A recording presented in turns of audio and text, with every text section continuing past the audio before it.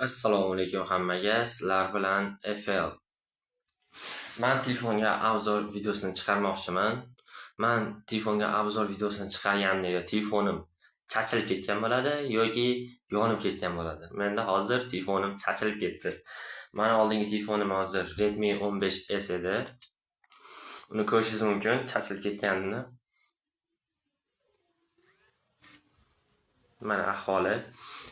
Endi menga yangi telefon tavsiya qilishdi.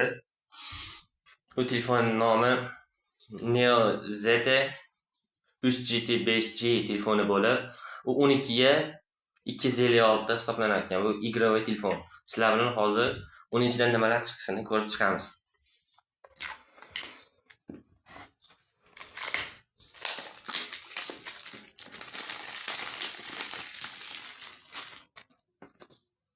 U pastga bunday ochilar ekan.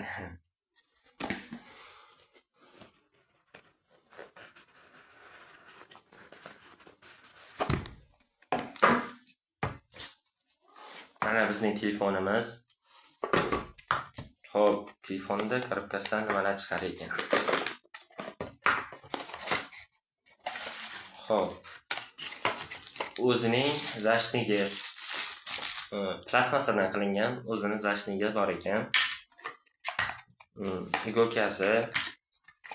Keyin hech kim o'qimaydigan o'sha kitobchalari. Keyin uzun kabeli sifatli ekan. 1 metrcha chiqar ekan. Hop, 80 vatli zaryadchigi bor ekan. Bo'ldi, shular bor ekan. Telefonimizga kelsak, Nubia Neo 3GT 5G telefonimizning mana orqa ko'rinishi juda ham igrovoy, krutoy, zamonaviy hisoblanar ekan. Ham bu telefonda tevasida joystigi bor. O'yin o'ynayotganlar uchun ko'rinayotgan bo'lsa, bu yerda mana ikki tarafida mavjud. Telefonimiz igrovoy ajoyib telefon ekan. Buni ichidagi necha FPS ushlashi, keyin boshqalarni keyingi videomizda albatta ko'rsatamiz.